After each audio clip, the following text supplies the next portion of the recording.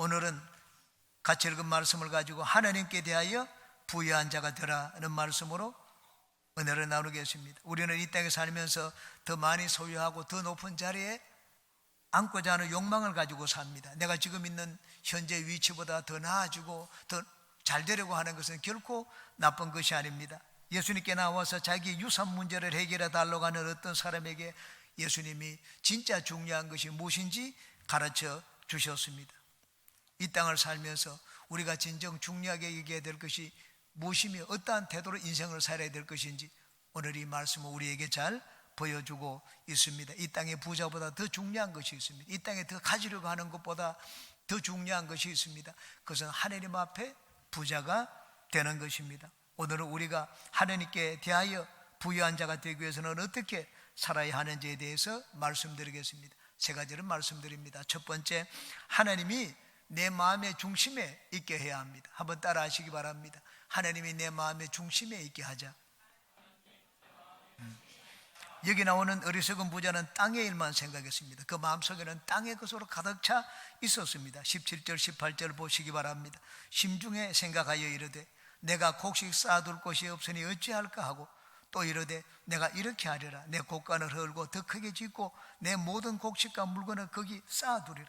마음속에 무엇을 생각을 했습니까? 자기 수확한 것, 물질만 생각을 했습니다. 그리고 먹고 마고 마시고 즐길 것만 생각을 했습니다. 19절입니다. 또 내가 내 영혼에게 이르되 영혼아 열에 쓸 물건을 많이 쌓아두었으니 평안히 쉬고 먹고 마시고 즐거워하자 하리라.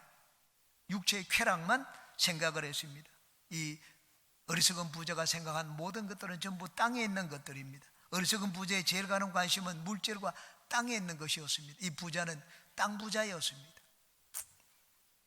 땅에 있는 것만 관심을 갖는 땅 부자였습니다. 그런데 우리 마음속에 제일 가는 관심은 하나님이어야 됩니다. 우리는 수학을 하고 돈을 벌더라도 하나님을 항상 먼저 생각해야 됩니다. 내 머릿속에도 하나님에 대한 생각, 내 마음속에도 하나님에 대한 생각이 더 많아야 됩니다. 돈을 벌고 내 이름을 내고 내 지위를 얻는 것보다 하나님에 대한 생각이 더 많아야 됩니다. 에녹은 300년 동안 하나님과 동행을 했습니다. 성경에 보면은 에녹이 65세에 무두셀라를 낳고 300년 동안 자녀를 낳으면서 하나님과 동행했다라고 했습니다. 하나님과 동행하기 위해서 에녹은 산속으로 속세를 떠나가지고 깊은 산속으로 들어가지를 않았습니다. 우리와 같이 가정을 이루고 자녀를 낳으면서 살았습니다. 그렇지만은 에녹의 마음속에는 늘 하나님이 있었습니다. 생각 속에도 하나님이 있었습니다. 바깥에 나가서 일을 하고 손으로 땅을 개간하면서도 에녹의 마음과 생각에는 항상 하나님으로 꽉 차 있었습니다. 이것이 바로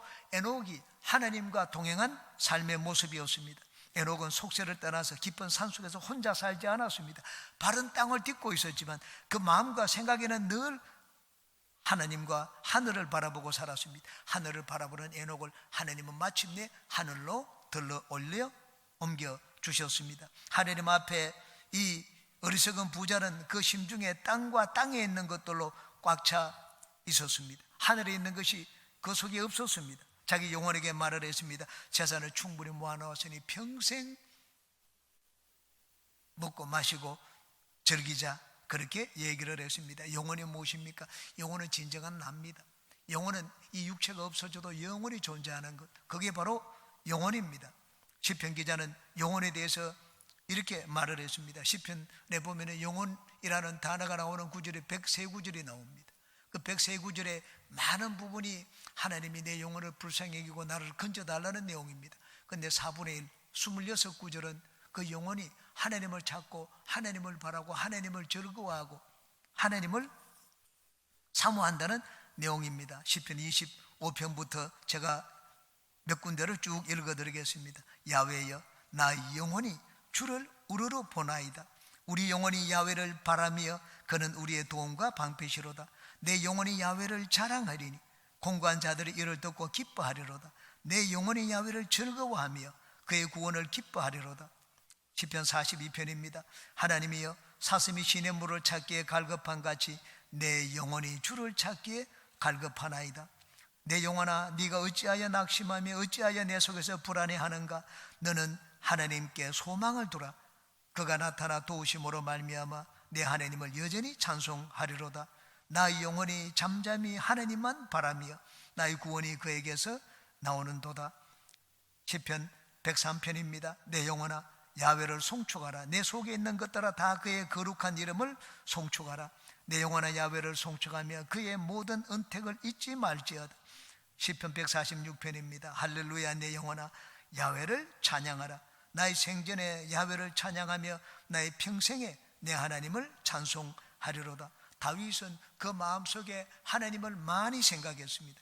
하나님이 다윗에게 제일 가는 관심이었고 인생을 사는 목적과 이유였으며 다윗의 인생의 주인이었습니다. 하나님께 대하여 부유한 자가 되기를 바라는 여러분들은 여러분의 마음속에 하나님으로 채우시기를 바랍니다. 생각하는 것이 하나님이고 즐거워하는 것이 하나님이고 여러분의 사는 목적과 이유가 하나님이 되시게 하시기 바랍니다. 무엇보다도 하나님께 대하여 감사와 찬양을 많이 해야 됩니다. 어리석은 부자는 자기 영혼에게 하나님께 대해서 감사하라, 하나님을 찬양하라 이런 말을 하나도 하지 않았습니다. 왜냐하면 평소에 하나님에 대한 생각이 그 마음에 없었기 때문입니다. 어리석은 부자는 이 모든 것이 하나님으로부터 왔다는 것을 알지 못했습니다. 자기의 생명이 하나님으로부터 왔다는 그 자체도 알지를 못했습니다. 자기 손으로 수고하여 이 모든 것을 얻은 줄로 생각을 했습니다. 여러분, 믿음이 무엇입니까? 믿음은 모든 것의 배후에 하나님이 계시다는 것을 우리가 알고 그것을 믿는 것입니다. 그것이 믿음입니다. 믿음이라는 것은 모든 것의 근원이 하나님이라는 것을 깨닫고 그 하나님께 합당한 영광을 드리는 것을 말합니다. 그러므로 믿음을 갖게 되면 나는 하나님 앞에 합당한 감사와 영광을 드립니다. 나는 믿음의 사람입니다. 나는 믿음이 있습니다 하는 증거가 무엇입니까? 하나님 앞에 합당한 감사와 영광을 드리는 것입니다. 진정한 부자가 누구입니까? 모든 것을 주시고 누리게 하신 하나님을 아는 자가 진정한 부자입니다. 그 마음속에 생각 속에 하나님이 꽉 차 있는 자가 진정한 부자입니다. 하나님의 은혜를 믿기 때문에 하나님께 합당한 영광과 감사와 찬양을 드리는 자가 진정한 부자입니다. 여러분은 세상의 것을 많이 소유한 부자가 아니라 하나님을 여러분의 마음과 생각 속에 삶 속에 소유하는 부자가 되시기를 주님의 이름으로 축원합니다. 두 번째, 하늘에 내 곳간을 크게 하시기 바랍니다. 한번 따라 하시기 바랍니다. 하늘에 내 곳간을 크게 하자. 하나님 앞에 부자는 땅의 곳간을 넓히는 자가 아니라 하늘에 있는 나의 곳간을 넓히는 부자입니다. 어리석은 부자는 땅의 곳간을 넓히는 것만 생각을 했습니다. 18절에 또 이르되 내가 이렇게 하리라. 내 곳간을 헐고 더 크게 짓고 내 모든 곡식과 물건을 거기 쌓아두리라. 그리고는 자기 영혼에게 말하기를 야 나는 평생 먹을 것을 준비해 놓았으니 이제는 노후를 평안하게 지내자고 말을 했습니다. 어리석은 부자는 자기가 이 땅에 사는 것만 생각했지 자기 영혼이 영원히 사는 세계를 위해서는 조금도 준비를 하지 않았습니다. 예수님이 말씀을 하셨습니다. 누가복음 16장입니다. 뒤에 나오는 말씀입니다. 내가 너희에게 말하노니 불의의 재물로 친구를 사귀라. 그리하면 그 재물이 없어질 때 그들이 너희를 영주할 처소로 영접하리라. 어리석은 부자는 이 땅에 재물을 쌓기 위하여 창고만 넓힐 줄 알았지 자기가 영원히 살 곳을 위해서는 창고를 만들지를 않았습니다. 우리는 노후를 위하여 세상 은행에다가 저축만 할 것이 아니라 우리 영원한 내 영혼의 노후를 위하여 하늘나라 은행에도 저축을 해야 됩니다. 그렇게 하는 자가 하나님 앞에 부유한 자입니다. 하늘나라 은행에 저축하는 것이 바로 11조와 헌물입니다. 말라기 3장입니다. 사람이 어찌 하나님의 것을 도둑질하겠느냐? 그러나 너희는 나의 것을 도둑질하고도 말하기를 우리가 어떻게 주의 것을 도둑질하였나이까 하는도다. 이는 곧 11조와 봉헌물이라. 너희 곧 온 나라가 나의 것을 도둑질하였으므로 너희가 저주를 받았느니라. 만군의 야훼가 이르노라. 너희의 온전한 11조를 창고에 들여 나의 집에 양식이 있게 하고 그것으로 나를 시험하여 내가 하늘 문을 열고 너에게 복을 쌓을 곳이 없도록 붙지 아니하나 보라고 했습니다. 나의 11조는 하늘나라 하나님의 창고에 채우는 것이라고 말씀을 했습니다. 하늘나라에 내 곳간을 채우는 것입니다. 그것이 곧 하나님 앞에 부유한 자가 되는 것입니다. 우리가 이 땅에서 주를 위해 애쓴 것은 하나도 허무하게 돌아가지 않습니다. 우리가 단순히 물질로만 주님의 집을 짓는 것이 아닙니다. 하늘에 있는 내 처소는 물질로만 짓는 것이 아닙니다. 주님과 교회를 사랑하여 희생적으로 헌신적으로 섬기는 나의 봉사가 하늘에 있는 나의 집을 짓는 재료가 됩니다. 저는 전도사 시절에 경제적으로 많이 어려웠습니다. 그렇지만 열심히 주님을 섬겼던 기억이 납니다. 새벽 6시면 잠실에서 일어나서 교회 갑니다. 7시에 도착해서 도장을 찍고 아침 조회를 하고 이제는 김포교구로 신방을 갔습니다. 버스를 2번이나 늦을 때는 빠르면 2번, 늦으면 3번 그렇게 갈아타고 교구로 갔습니다. 하루에 거의 매일 5군데 또는 10군데를 신방을 했습니다. 교회 들어오면은 5시에서 6시가 됩니다. 그러면 야간 수업을 듣습니다. 야간 수업을 마치고 저녁 10시가 넘으면 집에 갑니다. 집에 가면 거의 12시 가까이 됩니다. 그러면 그때 밥을 먹습니다. 밥을 먹고 난 다음에는 과제물 숙제를 하기 위해 가지고 2시나 3시까지 숙제를 하다가 잠을 자곤 했던 적이 많았습니다. 경제적으로 참으로 어려웠습니다. 하루는 12시 가까이 집에 돌아와서 아내에게 밥상을 받는데 아내가 저한테 얘기를 했습니다. 여보, 오늘 영환이가 꿈에 천국에 갔다 온 것 같아. 저는 아이가 꿈을 꾸니까 무슨 천국에 갔겠느냐, 개꿈이겠죠. 그렇게 생각을 했습니다. 어떤 꿈을 꾸었대? 아내가 아들의 꿈 얘기를 해주었습니다. 아들의 꿈 얘기를 해주는데 그냥 듣고만 있을 수가 없었습니다. 잠을 자고 있는 아이를 깨웠습니다. 아들을 깨워가지고 영환아, 너 오늘 아침에 꿈 기억하고 있니? 그랬더니만 얼굴이 붉어가지고 흥분된 어조로 열을 내어가지고 천국에 갔던 이야기를 들려주는 것을 봤습니다. 꿈에 흰 뜰을 두른 예수님이 나타나서 영환에게 얘기를 했습니다. 아들에게, 영환아, 내가 너에게 하늘나라를 보여주겠다. 그러면서 아들을 데리고 가는데 순식간에 지옥을 먼저 데리고 갔습니다. 지옥을 가보니까는 불이 사방에서 붙는데 사람들이 막 도망을 가고 이리 도망가고 저리 도망가고 하는데 출구가 없더라고 했습니다. 아들이 그 광경을 보고 있다 너무 무서워서 예수님 무서워요. 그랬더니만 순식간에 하늘로 또 데리고 가시더라고 했습니다. 천국에 가서 제일 먼저 보여준 것이 저희 집이었습니다. 저희 아들에게 이것이 너희 집이다. 그러면서 보여주는데 제일 먼저 정원에 수영장이 있는 걸 보여주었습니다. 그러고 난 다음에 집안에 들어가는데 제일 먼저 보여준 방이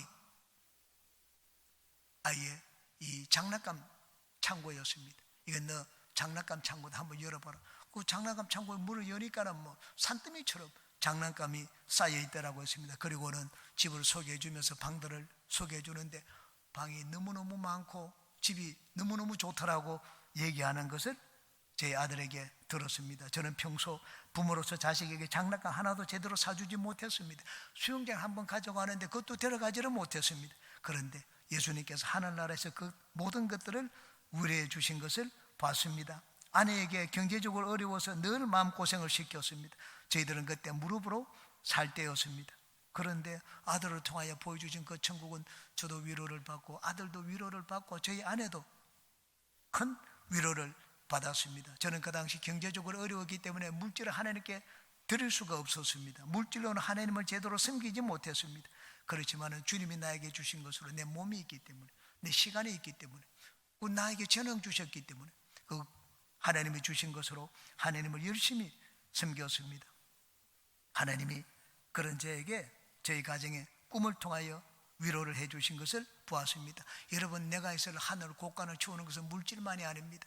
하늘에 내가 있어 집을 짓는 것은 이 땅에 살면서 내가 가진 모든 것이 하늘나라를 집을 짓는 재료입니다. 하나님 우리에게 시간을 주셨지 않습니까? 재능을 주셨지 않습니까? 사지가 달린 몸을 주셨지 않습니까? 그것으로 우리는 얼마든지 하늘에 있는 나의 처소를 준비할 수가 있습니다. 여러분은 이 땅에서 하나님이 주신 모든 것으로 하나님과 교회를 충성스럽게 섬겨서 하늘나라 여러분의 곳간을 넓히고 영원히 거주할 처소를 아름답게 준비하는 모든 분들이 되시기를 주님의 이름으로 축원합니다. 세 번째, 하나님께 내어놓을 것이 있는 삶을 살아야 됩니다. 한번 따라해 주시기 바랍니다. 하나님께 내어놓을 것이 있는 삶을 살자. 우리는 살기 위해서 이 땅에 태어났지만 살아있는 사람은 죽을 것도 생각해야 됩니다. 여러분, 제 나이가 되면 이제는 죽는 것을 종종 좀 더 자주 생각을 합니다. 저는 어제도 아내와 함께 소파에 앉아서 죽음에 대해서 대화를 나누었습니다. 여보, 나도 죽겠지? 죽지요. 당신은 죽는 것이 겁나지 않아? 무엇이 겁나요? 하나님 앞에 가는데, 주님 앞에 가는데. 제가 또 물었습니다. 여보, 당신은 빨리 하나님 나라 갖고 싶구나. 아니요, 나는 주님이 부르시면 갑니다.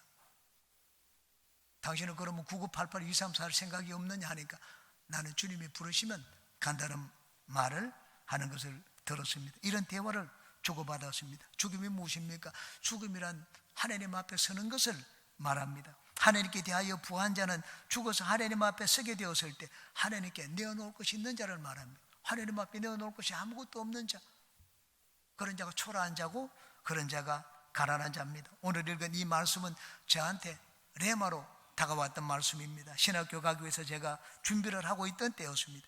하나님의 부르심을 받고 신학 준비를 하는데 마음이 너무 흥분되었습니다.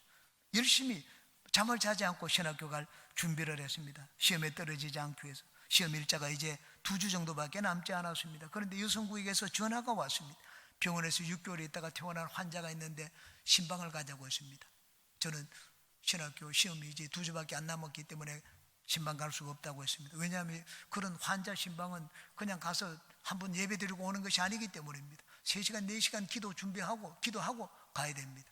그때는 이 말씀 준비하는 것이 또 너무 어려웠습니다. 말씀 준비하기 위해서는 조영기 목사님 책을 또 다 뒤져야 됩니다. 다 보고 말씀을 또 준비해서 가야 되기 때문입니다. 그래서 저는 갈 수 없다고 대답을 했습니다. 그런데 이 여성 조장님이 하루에도 아침 저녁으로 2번씩 전화를 걸었습니다. 제가 안 된다고 하니까 이제 아내에게 얘기를 했습니다. 아내에게 전화를 해서 저한테 좀 얘기를 해서 같이 가도록 하자고 했습니다. 그러자 아내가 저한테 얘기를 했습니다. 여보, 같이 좀 신방 갔다 오면 안 돼요? 제가 아내에게 얘기를 했습니다. 대를 위해서 소를 희생하는 것이 낫다고 했습니다. 내가 거기 신방 갔다가 시간이 모자라서 신학교 준비를 못하면 떨어질 텐데, 그럼 1년 뒤에 내년에 신학교 들어가지 않느냐? 내가 먼저 들어가면 적어도 300명의 영혼에게는 복음을 전하고 그들을 주께로 인도할 수 있는데 300명의 영혼을 놓치는 것이라고 했습니다. 대를 위해서는 소를 희생하는 것이 낫다.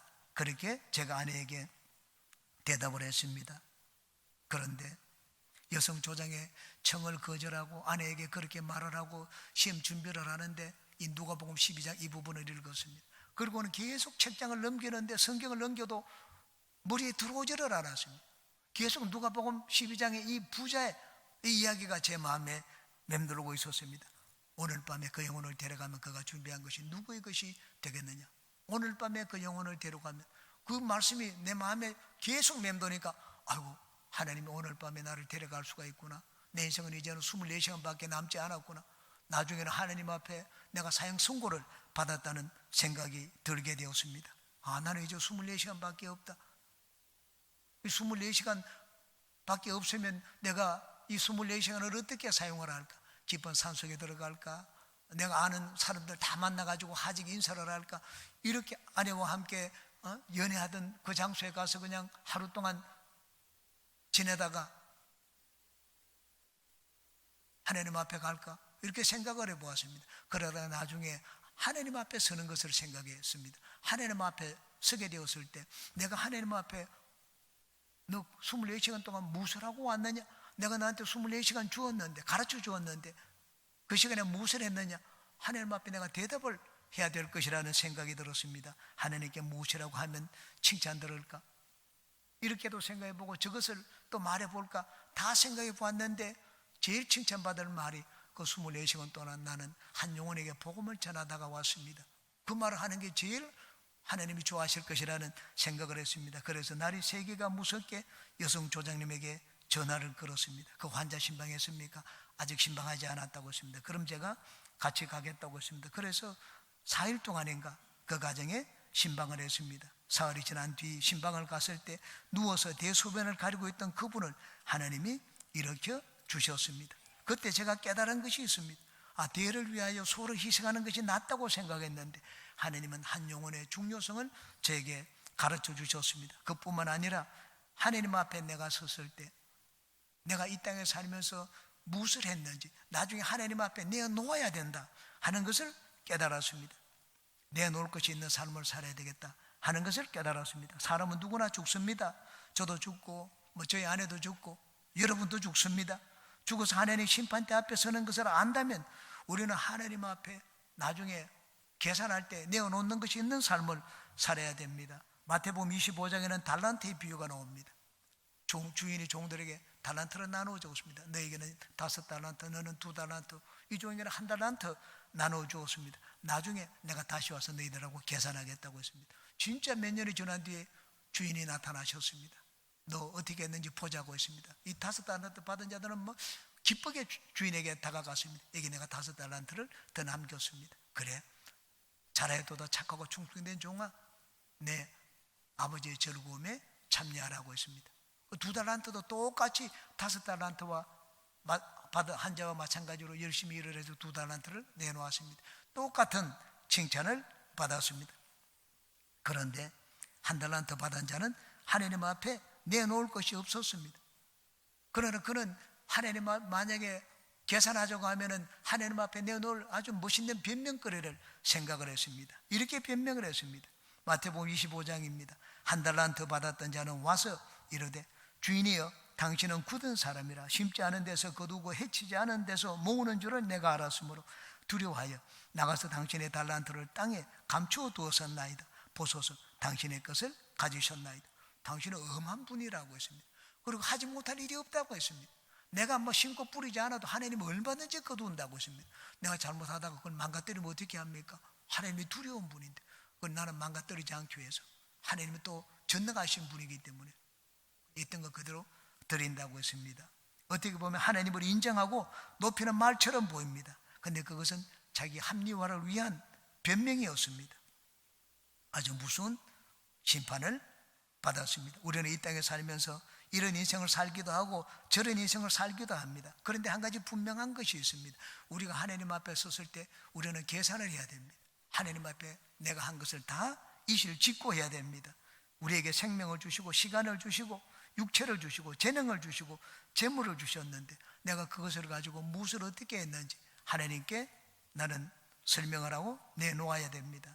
우리는 이 땅을 살 때 그때 하나님께 내어놓을 것이 있는 인생을 살아야 됩니다. 어떻게 살아야 됩니까? 2가지입니다. 첫 번째는 복음을 위하여 살아야 됩니다. 마가복음 10장입니다. 예수께서 이르시되 내가 진실로 너희에게 이르노니 나와 복음을 위하여 집이나 형제나 자매나 어머니나 아버지나 자식이나 전토를 벌인 자는 현세에서 집과 형제와 자매와 어머니와 자식과 전토를 100배나 받되 박해를 겸하여 받고 내세 영생을 받지 못할 자가 없느니라. 여러분이 이 땅에 살 때 하나님이 주신 모든 복을 누리며 살더라도 주님과 복음을 위하여 사시기 바랍니다. 2번째는 선행입니다. 갈라디아 6장입니다. 우리가 선을 행하되 낙심하지 말지니 포기하지 아니하면 때가 이름에 거두리라. 그러므로 우리는 기회에 있는 대로 모든 이에게 착한 일을 하되 더욱 믿음의 가정들에게 할지니라. 이 땅에서 선을 행하며 하나님이 반드시 좋은 것으로 갚으신다고 말씀을 했습니다.